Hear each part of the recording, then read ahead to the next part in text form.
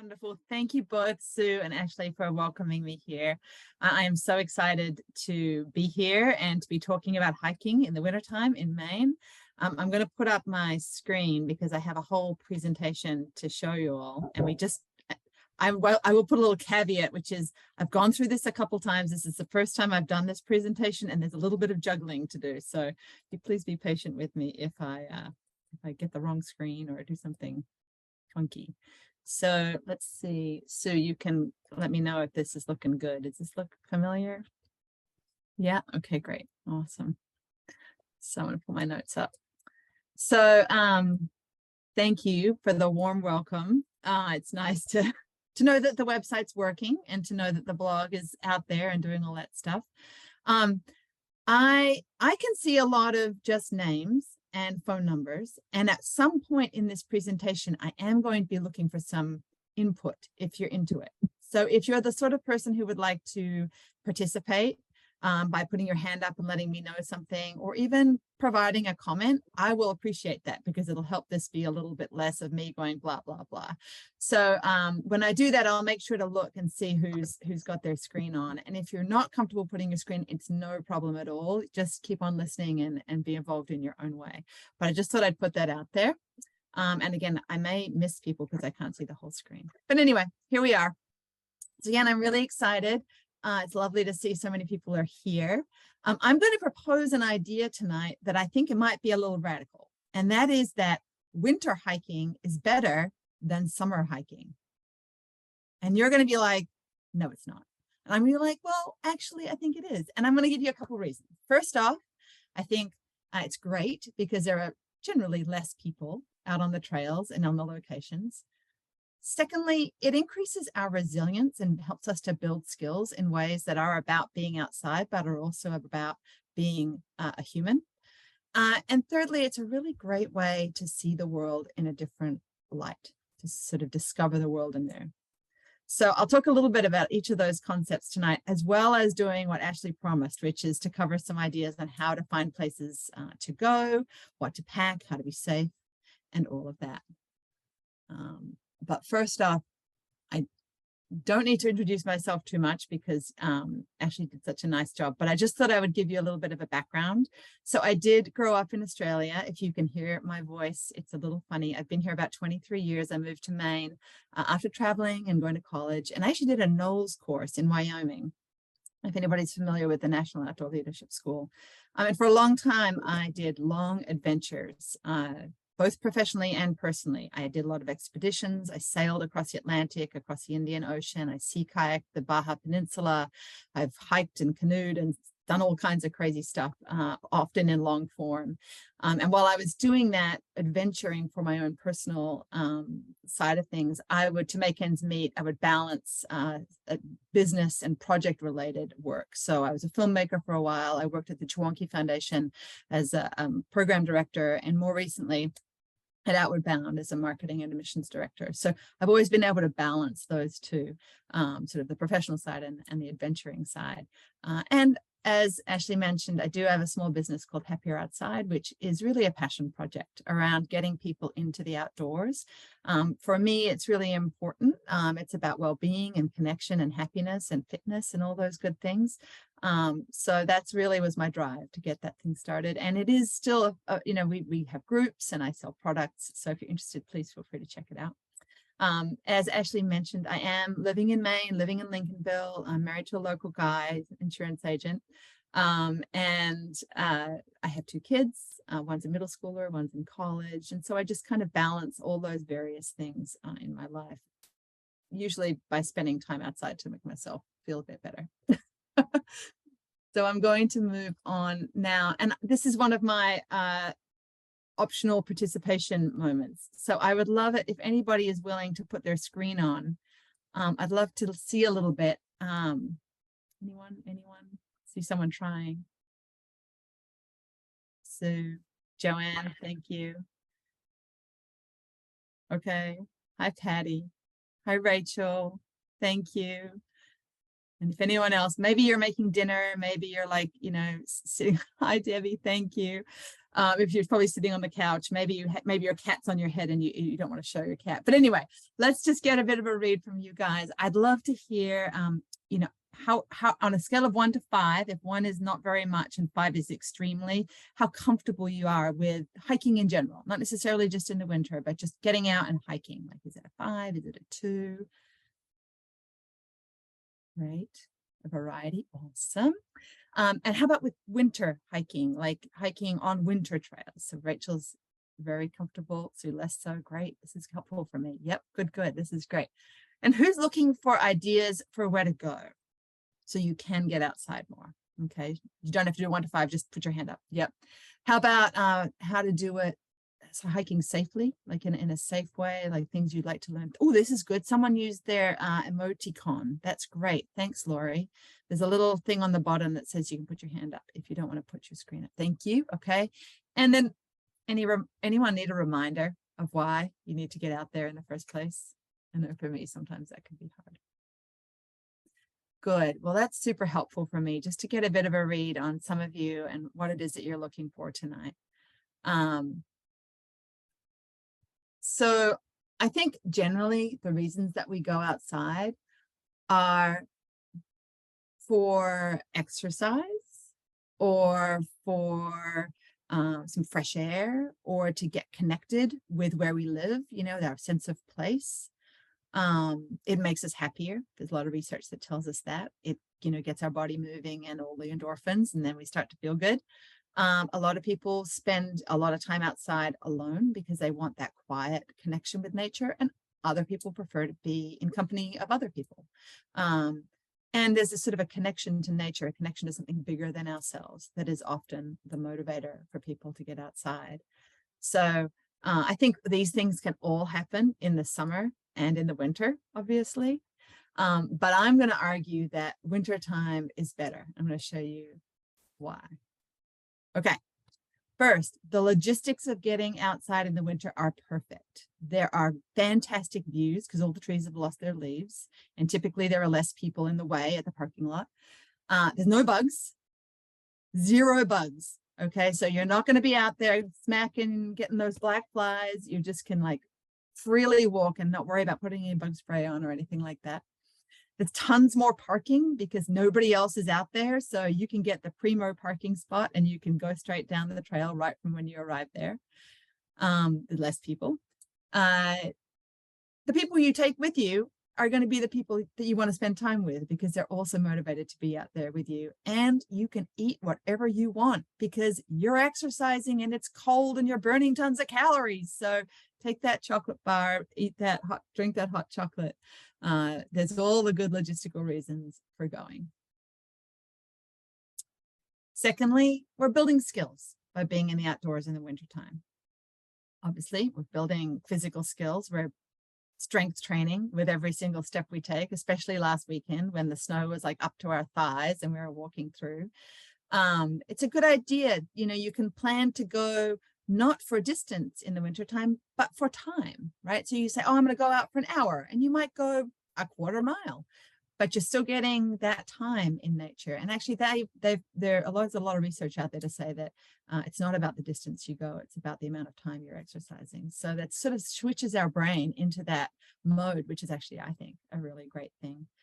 We also learn resilience and coping skills, right? You get out on the terrain, it's not what you expect. You have to cope with that, a little bit of adversity. We're expanding our comfort zones in incremental ways. We're getting cold on our hands and our faces and having to deal with that. And when you get warm, you like it. In the summertime, we're warm, we're like, oh God. I'm always surprised how people complain in Maine. Oh, it's so hot. And I'm just going, yes, finally, it's warm enough, you know, because I'm Australian. So I am that way. But in the wintertime, when we warm up, we're like, oh, thank goodness, this feels fantastic. And also you get bragging rights for all those people who don't live around here. You can be like, ha, I did. I went outside today. Did you go outside today? And your friends and family are like, you're crazy. But that's always a good thing, right? So on another note, though, wintertime is a quiet time. And I don't know if anybody read, this is a library group after all, but I don't know if anybody read Wintering by Catherine May. And she speaks a lot about the fact that winter is a sort of a metaphorical time or phase of life, even of breaking things down and allowing the tough things not to break us, but to provide space for reorientation. And I find that every time I go outside, that if I'm having a really tough time in my life and I step outside into nature, that this is the way I reboot. This is the way I reconnect. I really like this concept. And it's not about summiting. You know, it's not about achieving something glorious. Like in the summertime, you might like, oh, I'm going to go hike Bald Mountain. In the wintertime, you're like, I'm going to make it to my car. Woo! You know, the goals are really different. And I think that that's a really good thing. And I think it gives us a lot to work with in the wintertime. So related to that is my third concept, which is I think it's wonderful to spend time in nature in the winter, whether it's hiking or snowshoeing or skiing or drinking a cup of tea or walking the rail trail in Belfast. You know, those opportunities for a bit more stillness provide space for appreciation. And wintertime is truly enchanting.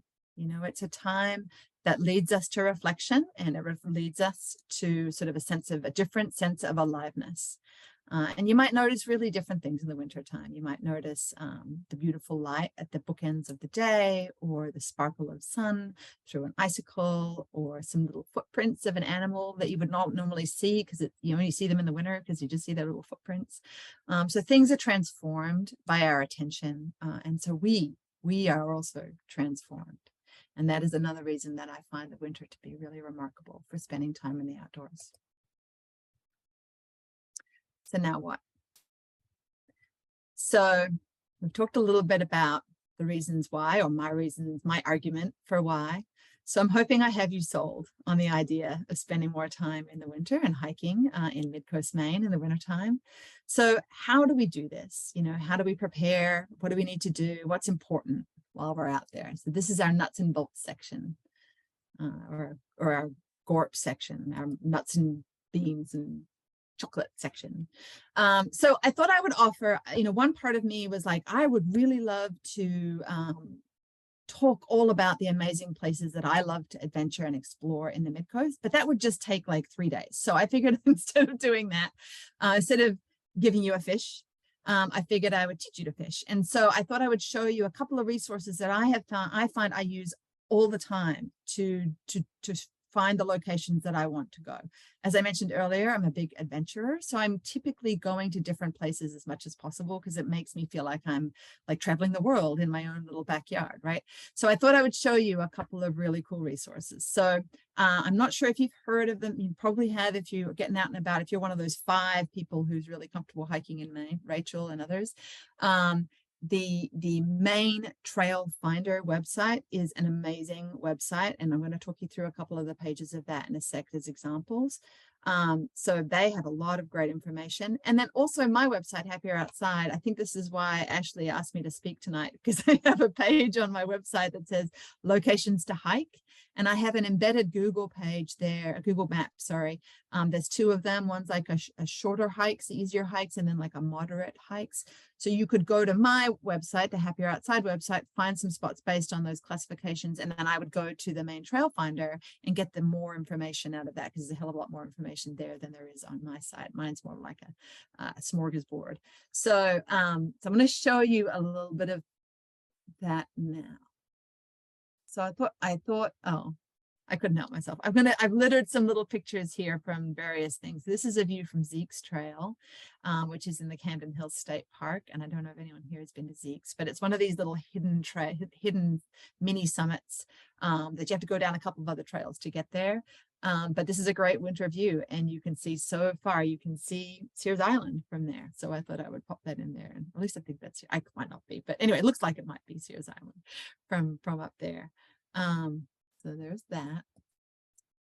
So this is when I'm going to show you. So what I've done is I've chosen 4 spaces that are various different kinds of hikes. So there's different different durations, like a mile versus 3.5 miles, you know, moderate, easy, and various locations. And so what I'd like to do is kind of show you how to get the information you might need for these locations off of the Maine Trail Finder website.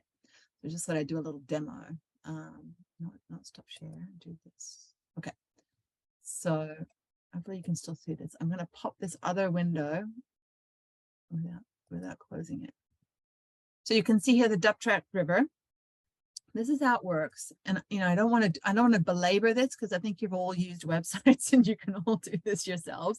But I just want to kind of show you the kinds of information that they have if you haven't really used this resource before. And then I'll go in a little bit more about the ways that I think it's important to be ready to go to these spaces. So if you go to, so I just would have clicked on this link over here, but you can literally just go to Google Maine Trail Finder, and they have all these different sort of parts. But under trails, you've got find trails, and then difficulty ratings. You can find different trails by their difficulty ratings, which are crowdsourced. And then it'll also talk about a bunch of other information. It's quite educational. But let's just say we choose this location. So the Duptrack River Preserve's in Lincolnville. It's not too far from Searsport area.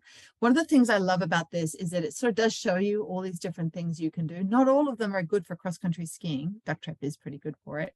But it tells you sort of the sort of place that it is. It is an out and back. Is it a network of things? Is it a lollipop? Those kinds of ideas just to get your head around it.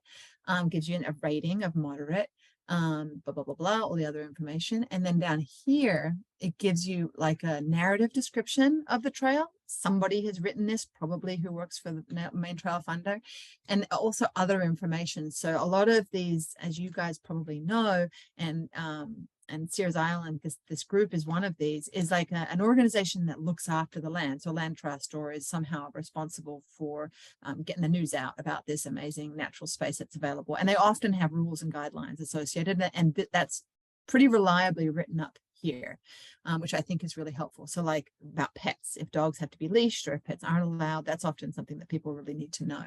And then if you want to learn more, you can go, and then more information will be on the manager's website there. They also have trail maps, which come in various different kinds. So if you're the sort of person who wants to see a photo so you can imagine where it is, or if you want to see the terrain, like, oh, look, there's a hill, there's some streams, or if you know how to read a topo map, they also provide topo maps as well. So I think this is fantastic as a resource. It really helps you to plan ahead and prepare. It also tells you how to get there. So it shows you sort of on the Google map how to get there. And this one doesn't have any comments, but it's really fun to watch and look through the comments that differ. I had a great time. My daughter and I went, or I took my grandchildren, or whatever it is. That's all really fantastic. Services is sort of interesting. It's more interesting if you're going somewhere further away, like if you're looking for a restaurant, or you're looking for a guide, or you're looking for a place to camp or a place to stay. That's all listed there. So if you're sort of traveling further afield, that services section is really helpful. So I think this is a great resource, and I hope that you guys are able to use it. I want to just scroll through a couple of the others to show you how that might be different. Okay, so the Stover Preserve, I actually really love these short walks that are all around the Belfast area. You know, there's a rail trail, there's this one, there's a couple of others over near the reservoir. I think these are really great ways in lunchtime, or just, you know, on a short walk with a friend. And again, this is another one. It's got walking and snowshoeing, not so great for cross country because it's quite a windy and rocky and rooty kind of a trail. So it's not really as good for skiing. A shorter loop. Again, all that information is there. You've got your narrative description. Oh, and I forgot to mention that, you know, one thing to prepare is to know about the weather. And so they have this linked in directly from a real-time weather thing, which is really great. The trail map again. So going back to your base maps, you've got your terrain. Very flat, as you can see, really not much going on if you're familiar with topos. So I think that's a really great resource there. And the directions kind of shows you where it is in Belfast. So if you know that area, you can be like, oh yeah, I know where that is. I know where that's been. You can go check it out. Mount Tuck, this one's a little further afield and a little bit more challenging. And the other thing they have here, I know this one has some good photos, so I thought I'd use this one. This one has some, you know, actually has a winter photo too, which is cool. Oh no, maybe that's the next one over. Maybe it's the long coat one. Anyway, so you can see again, it's a round trip. So that's a little bit different than the network one we had before with the Duptrack one. All the information, pets are permitted on leash, etc.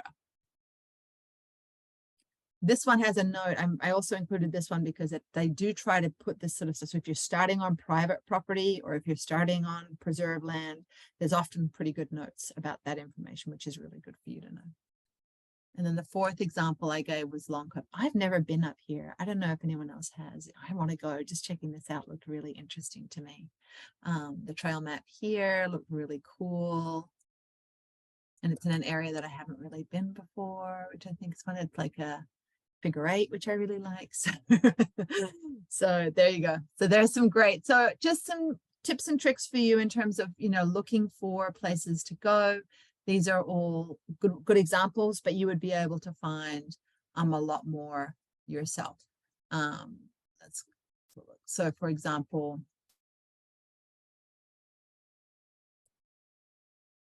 you could go and you just basically scroll in the general area. I'm just sort of focusing on this Midcoast area, tons of options. And you just kind of, and when there's more than one, they'll give a number. So it'll tell you, you just click through from there and off it goes. Okay. So I'm going to switch my screens now and bring us back to here. I'm going to open it up for any questions about that. If anyone has them right now, but you either use your emoticon or just give me a ahoy. Anyone? Or just speak. My concern has been being icy. You know, we went out hiking and part of the trail was really kind of slippery and icy, and there's no way to know ahead of time which are the worst trails for that. Yeah, that's really true. They don't have like a crew of people who go out and check that stuff and like write it down. That'd be so nice. A bunch of little trail elves would be really great. Yeah, I mean, I guess the ones that are in the woods are going to be more slippery than something that's more open. That was the way we kind of looked at it. Yeah, that's what I was going to say, is a protected trail is often going to hold a lot more soft snow, and something that's closer to the coast or has more wind, is also going to be icier because it's just going to blow right off. But that's a really great segue actually, Patty, because I actually want to talk a little bit about planning and preparing and the sort of gear you should have with you at all times. So that's a really great thing to think about, like just being ready for whatever is there, like bringing everything with you, and then you can adapt to the conditions. So that's a good one. Yeah. So this picture is taken actually at Rockport Golf Course. And so you don't have to get far out of town. You don't have to go remote. Like the rail trail is fantastic. If you're in the Rockport Camden area, the golf course is really great. It hooks up with the Beauchamp Point Trail, which is really nice. So you can get out and get into nature and be, surrounded by really no other people pretty easily in this area, which I find to be one of the most remarkable things about living here. I'm going to talk for a minute about safety. So partly a segue there, Patty, thank you. So you have the location picked out, you're ready to go, and there's some things that you should really be thinking about. If you're on that one end of the scale where you're really not that comfortable getting out onto the trails or getting out into nature in the winter, here are some things to think about. It can be a little overwhelming, but planning ahead, making sure you have that information on the trail, those resources that I just shared are great. There are also some Facebook pages. Patty, this might be something you could use or other people could use. Midcoast Maine Hiking is one, and there's a lot of commentary that happens. People say, oh, I'm going up to Mount Blue. Does anybody know if it's, tracked out or if the parking lot's open and that kind of thing? There's a lot of sort of chatter. So if that's something that interests you, just do some searches on Facebook and see if you know anybody in the groups. You might, and then you can join those groups. Those are great resources for people. It's a really good thing to do a lot of planning ahead and preparing. Don't hike alone in the wintertime. Just don't do it. So many more things can happen. And if the worst happens, at least you have someone there to figure out what you're going to do. Phones do not always work in the wintertime. They can get really cold and they can shut off because the battery stops. So you can't just be like, oh, I'll just take my phone, and if I fall over, I'll call my, husband or friend. So please don't hike alone. Everything takes longer. I was kind of referring to that earlier. You don't want to just plan for a summit because you get more tired.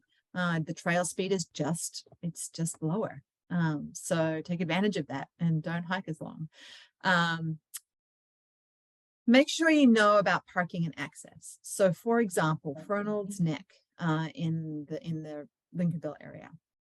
they will shut down the parking lot if the snow is too high, and they are closed from sunset to sunrise. And the neighbors are very mad when people park in front of their driveways, as you can understand.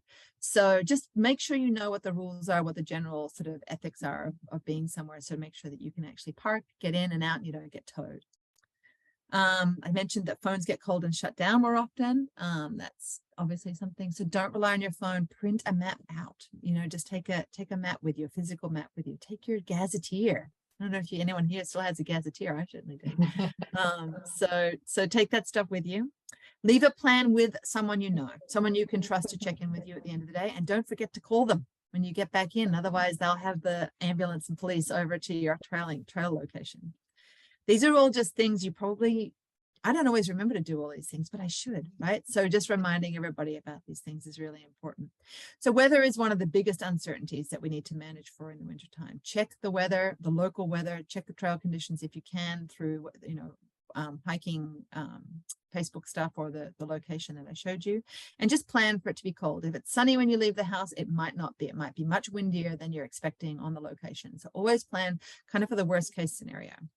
When you're dress in layers. So I don't know if this is actually my idea. I don't think it is. I'm pretty sure people have been doing this for time eternal, but I do 5 layers. So I have like a tank top layer, and then I put like a t-shirty type layer over it, and then I have a long sleeve layer, and then I have a vest that I wear, and then I have another jacket that I wear, and then I bring a wind layer. And you're like probably thinking, God, how do you get out of the house? It's true. I'm usually very warm, but I bring all that stuff, and I often will take one layer off or switch the layers around. And, and that's really the way to stay safe, is to make sure they have multiple layers available to you. Even if you think, oh, it's really warm, still make sure to take those layers with you. Material that you're wearing is really important. Cotton, what they say at Outward Bound and Knowles, is cotton kills. And the reason cotton is not good is because it holds the sweat. So if you have the cotton close to your skin and then you stop moving, that will chill you down very quickly. Whereas these sort of synthetic layers will in fact wick the sweat away from your skin, and it'll mean that you can stay warm where you need to stay warm. So these are just some sort of little things to think about. Always bring extra clothes, even if you don't think you're going to need it. Bring a backpack and put those layers all in. Some extra safety gear that I always bring is I always bring a flashlight, even if it's the middle of the day, because you never know what's going to happen. I always bring one of those tiny little reflective blankets that cost like $3 at Walmart. I use them actually and wrap myself in them, and then they reflect heat and they keep me warm if I get slowed down or stuck somewhere. And then similarly, a little foam seat, little cutout of like the old school mats that we used to sleep on, those little sort of foam mats. If you take a little bit of a section of that and pop that under your bum when you're having a snack or having lunch, that can be a really nice way to stay warm. Always bringing a first aid kit. You can buy these first aid kits all put together at Walmart for like $13 or $20, and they have like just basic stuff in there. A really good idea to take anything to wrap an ankle that maybe that you turn an ankle, or if you get cut on something. So just some really basic things like that. And I always bring matches and fire starter because you just never know. So in terms of food and drink, hydration is pretty important. And I think we forget about that in the wintertime. And as I mentioned before, bring the high energy snacks, whether you make them yourself or you buy them in little packages. It's a really good excuse to eat all that good, yum, chocolatey, sugary stuff while you're out there hiking. And I like to bring like a warm soup or a chai tea or a hot chocolate or something like that, because there's nothing better than sitting down, say at Zeke's Point, looking out over the view and drinking like a warm drink, stick it in a thermos. It's so fantastic. So those are some safety things that I think are really important. And my big message is hike with friends. It's fun, it's safe, and it's smart. I see a lot of solo hikers out there on the trails, and I'm not mean, and I say, you idiot. But I think, oh my gosh, what would happen if you hurt yourself? That would be awful. So I want to encourage everybody to do it. Always take a friend with you. So here's some gear stuff. And again, if you have any questions, this is a good time for you to say, oh, what do you do for, what sort of poles do you wear, or whatever. So this is a good time to ask questions. But basically, good solid hiking shoes typically have really good ankle support. They don't wear Uggs.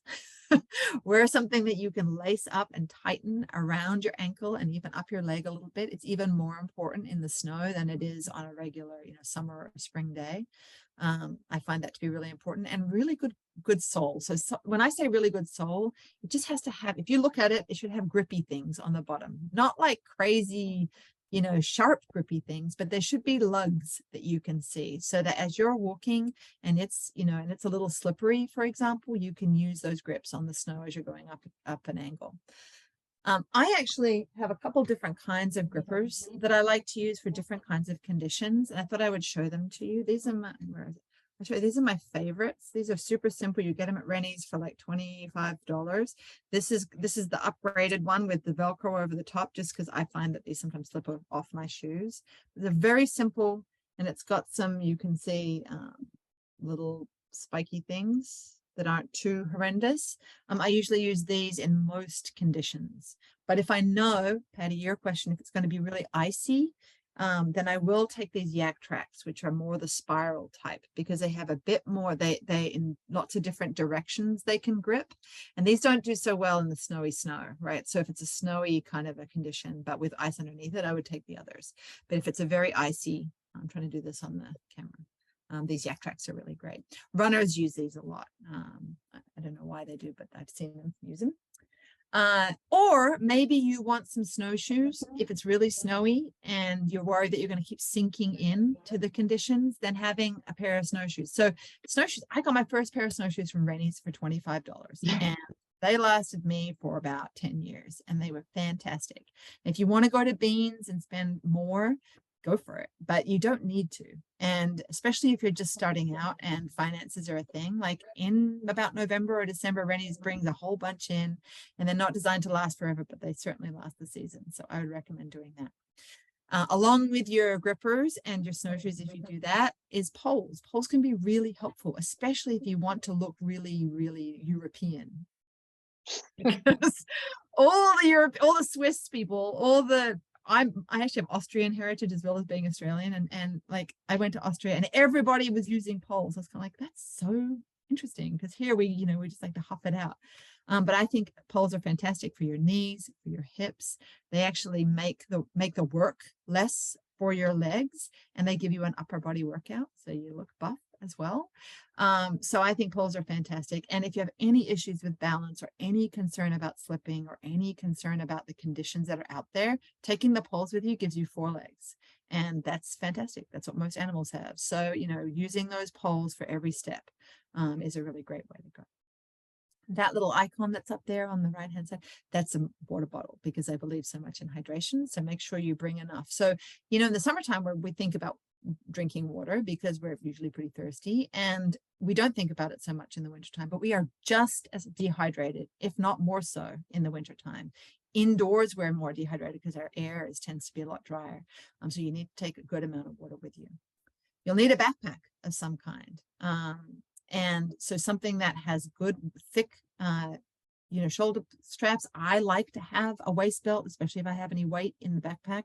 If I have all those extra layers I was telling you about, it's good to have that waist belt, because it'll just mean that you're not carrying everything on your shoulders. And then you can put all those extra gear in there. Hats and mittens and layered mittens and gloves and what else do I have here? I had this cool, the other day, I pulled this out, this balaclava with a little bit of fleece on it. So it's quite comfortable to wear.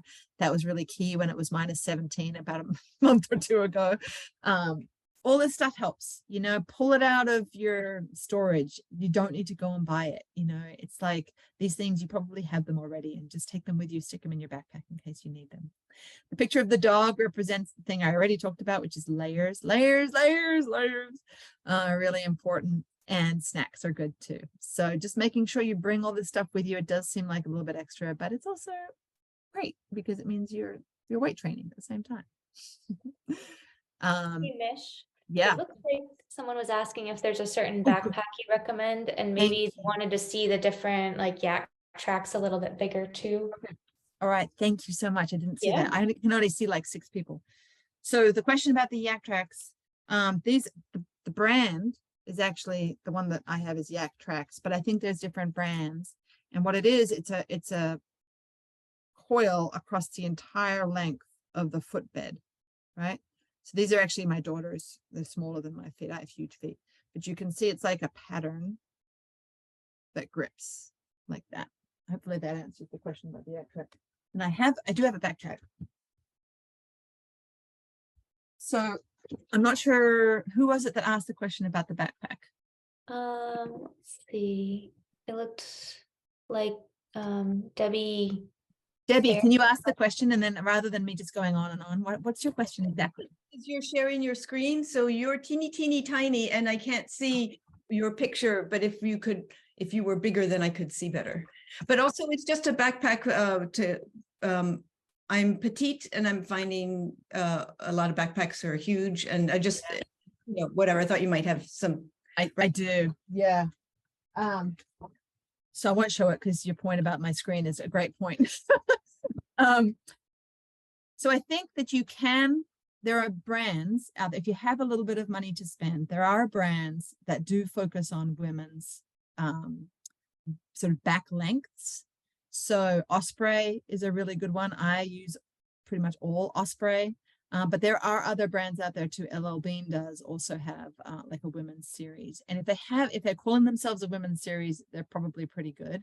I also really like anyone that has an adjustable backpack, and they're not that expensive. I mean, I don't know what I exactly mean by that, but when I first started hiking, 30 years ago, 25 years ago, backpacks are pretty expensive. To have any kind of adjustability, you were spending $200 or $300, and now it's in the $80 to $100 to $120 range. So I find that to still be a good investment. It's like it's a chunk of change, but it's not as expensive as it used to be to get something that's really pretty good.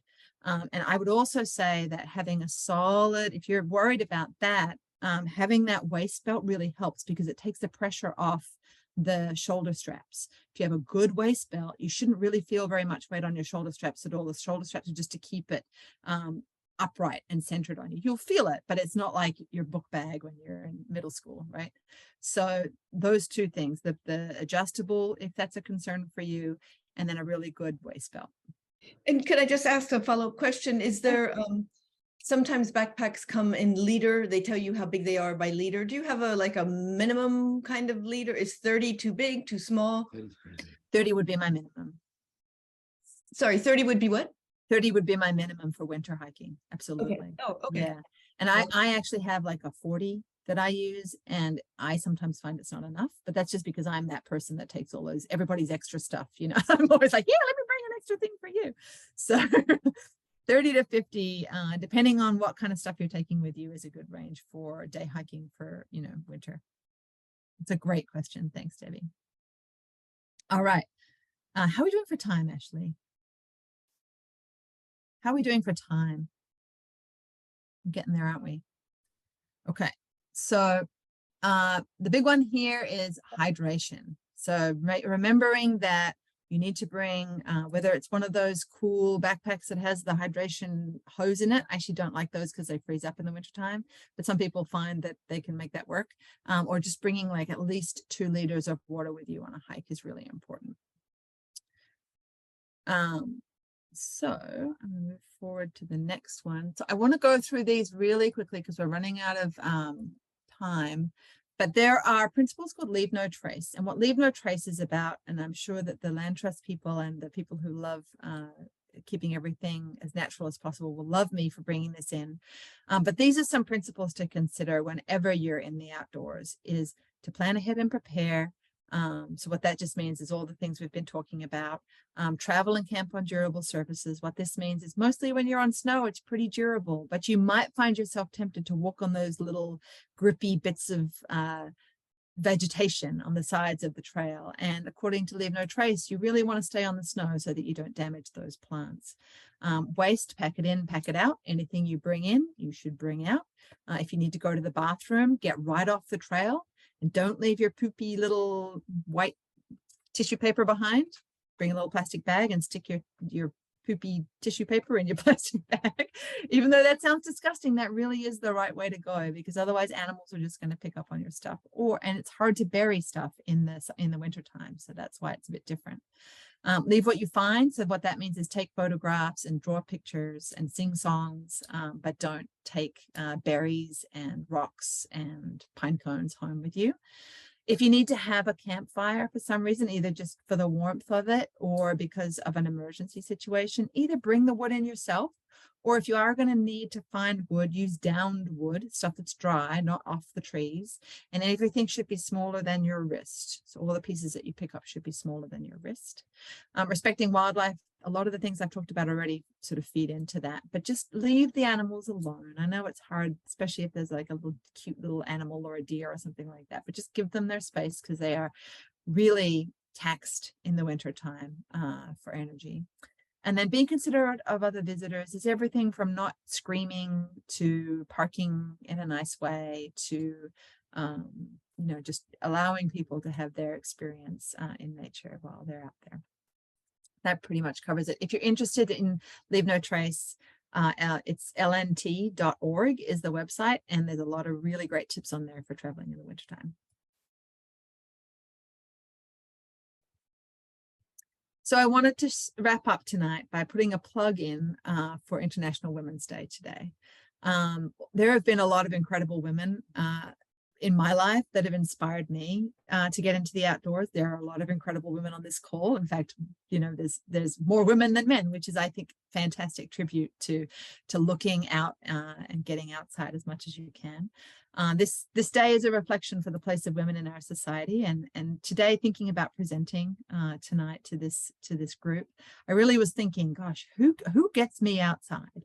My mom got me outside when I first moved to Maine. The people who taught me how to be safe and who showed me the beauty in nature and really inspired me were all strong, capable, inspiring, compassionate, patient women. And so I think it's really, really a moment to look to the women in your life and just, thank them for their role in your life in getting you outside. And if they're missing time outside, finding ways to give them opportunities to come with you, because you should go with friends. So I send a wish of gratitude and honoring to all the women who have been in my life and who are in your lives, who are hopefully inspiring you to spend time in the outdoors. So an opportunity for questions and answers. Are we closing up at 7:30, Ashley? Yeah, it's totally up to the group. Usually we try to have it be about an hour, but often people finish presenting in an hour and then we have, 10 minutes of questions or something like that. So if people want to talk more, it's totally fine. But fantastic. Yeah. All right, that's great. So so this opportunity, so this is just a time that if I brought up something that you wanted to learn more about and I didn't really allow enough time for you to ask a question, now would be a great time. And then if we have a little extra time, I have a couple of questions to throw out to the group for reflection. So maybe put your hand up or just ask, because I think this is a quiet group. You see that question there, Mish? Do you ever do group hikes? I don't see the question. Is it in the chat? I can't see the chat. Yeah. Okay. Yeah, if you could just read out those. Yeah, yep. If you could read the chats out to me, that'd be helpful. Yep. So yes, I do. Who asked that question? Can you tell me? Yeah, 1 second. Let me click on it again. Dawn. Hi, Dawn. We do. So I have Happier Outside has a women's wellness walk series every 3 seasons out of the year. I don't do the summer because I haven't found enough people want to come in an organized fashion because they're all doing it themselves. So I have a spring session that starts on the 22nd of April, and you can join up on the website if you'd like to. And that's a 6-week session, and each time on a Saturday morning it's a 2-hour session, and it's all sort of easy to moderate. We don't scale big mountains or go nuts. It's a lovely group of women. About 50% of the women tend to come back every season, which is lovely, and there's a bit of coming and going in the group, but there's always like 3 or 4 new women who join each time, and we tend to do our hikes between sort of Lincolnville and Rockport. It's pretty central. It's like Hope, Camden, Rockport, Lincolnville kind of area. All right, you have a couple other questions. Rachel wants to know, what is your favorite winter hike? Ooh. And Deborah wants to know, what are your favorite hikes in the area? Okay. I knew someone was going to ask me this. I can't answer that question, but I can say that my favorite location, two favorite locations that give good options are the Camden Hills State Park. There's just so much. It's like you can't hike everything. It's just so much to do. And I really like going from the Youngtown end because there's a really nice sort of straightaway, and then you can split off and do various distances and the conditions are always really well traveled, which makes it easier. You're not unless you go super early, you're not usually doing fresh tracks. That makes it a little easier. And then the second location is around the mountain trail, which has been put together by the Coastal Mountains Land Trust. And it's around Ragged Mountain. So it's really Hope, Rockport, and Camden. There's different sections all the way around Ragged Mountain, and there's different levels of intensity. So you can start sort of over on the far end of Hope, and it's really pretty flat, or you could start on the Camden Snowball end, and it's a bit more steep. So depending on what you're interested in doing, or your comfort level or the conditions, you can really choose which section of that trail works for you, and you can just go out and back. You don't have to go all the way around the mountain if you don't want to. I never have. I've always wanted to, but never have. So those are a couple of good locations. So those, I would say, I can't say favorite because, like I said before, I'm always trying new things, and I'm a little bit like the person who tries a new flavor of ice cream, and I'm like, this is my favorite, I love it. So yeah, every trail is my favorite. That's great. You'll always be happy.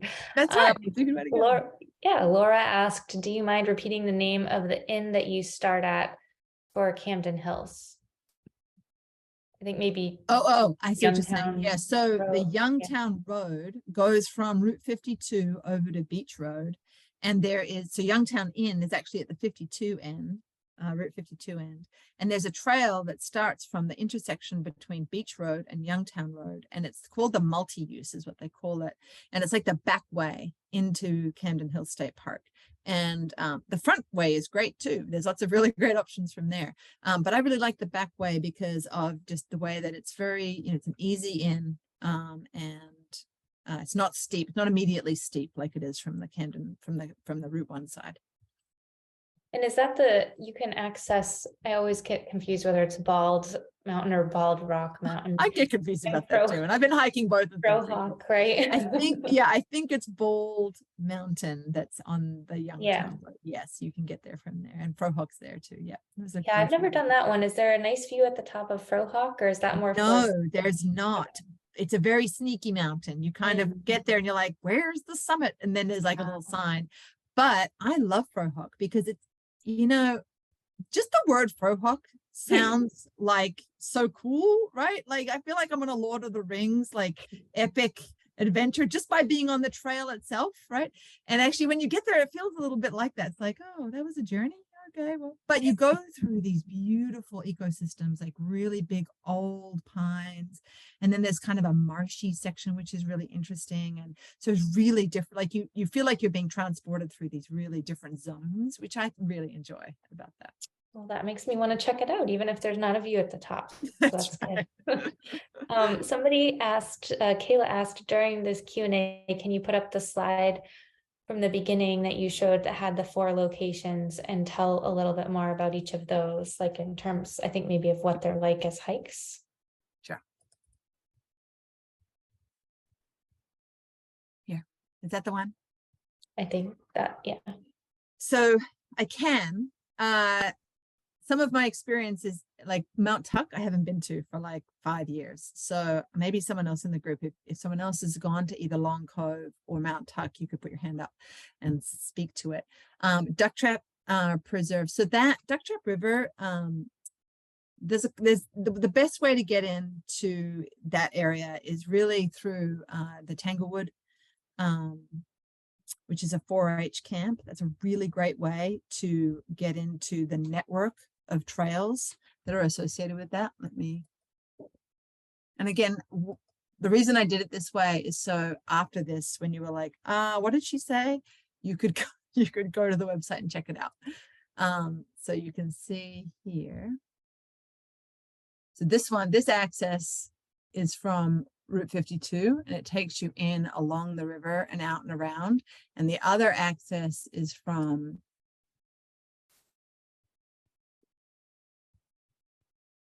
I'm not being able to see it, is in from the Tanglewood 4-H. So that's they're really pretty flat and pretty accessible. Stover Preserve. If I go out here, I don't know if you are familiar with the Belfast area, but there's 2 different preserves. The Head of Tide, that's a really nice area too, and Stover Preserve. So the parking is on Doak Road, and you just kind of walk out, and it's pretty well. I have little paint marks so you can kind of tell. And these pictures here actually really do show what it's like pretty well. It's like a little river stream that goes through it. And this is kind of the conditions you can expect. It's pretty wide, pretty flat, and it's got lots of roots on it, which, you know, get flattened out a little bit in the winter time, but it's definitely a shorter, easier trail to take. I haven't been to Mount Tuck in about 4 or 5 years. So I think my memory of it would be really bad. Has anyone here been to Mount Tuck that's on this group? So I'm sorry I can't give you personal experience on that. I was just trying to give sort of a range of the kinds of trails that are in this area. But it's a bit more challenging. It's more steep. You can see that if you're wondering how to tell that, you can sort of have a look and see on the terrain. This is mountain. So you sort of go out around and then you get a bit of a view, and then you come back down again.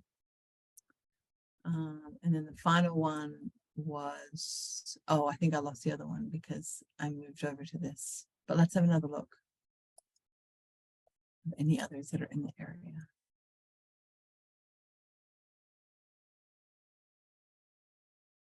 So this is cool because, so this over here, I haven't actually been to Newman Trail, Breslin. But you can see some of them are just little trails, some of them are preserves that I'm not going to have a lot of mileage. But if you're just getting into it and you're not really sure and you just want to practice with your gear, these smaller trails, these little preserves and like a mile, you might think to yourself, a mile, that's not, you know, it's not very much, but it is actually in the winter time. It's a great way to get out and just practice with your gear and make sure that you feel comfortable in those kinds of conditions. And you can always do, you know, the reflective part of being in the outdoors and not try to cover so much distance, but, you know, give yourself a little sitting time or a little reflection time.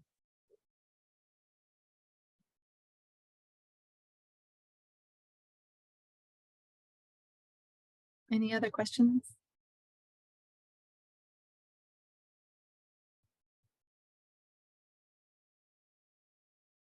Well, I think,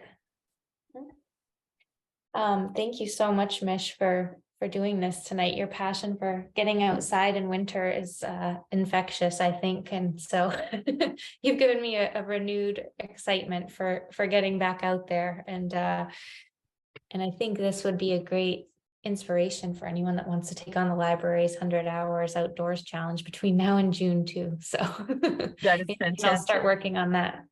Absolutely. I'll stop the share. Thank you so much for coming, for being here, taking time out of your evening to sit and look at a bunch of pictures of crazy winter locations. I really hope to see some of you or meet some of you along the way on the trails. And if you do see me and recognize me, please stop me and say hello. I'm always, you know, love to just chat about being in the outdoors and anything about that. So please feel free to stop me if you see me. All right. Thank you. Thank you so much. And happy Women's Day. Great. And happy Thank you, Women's Day to Mish. everybody. Take care. Bye-bye. Bye.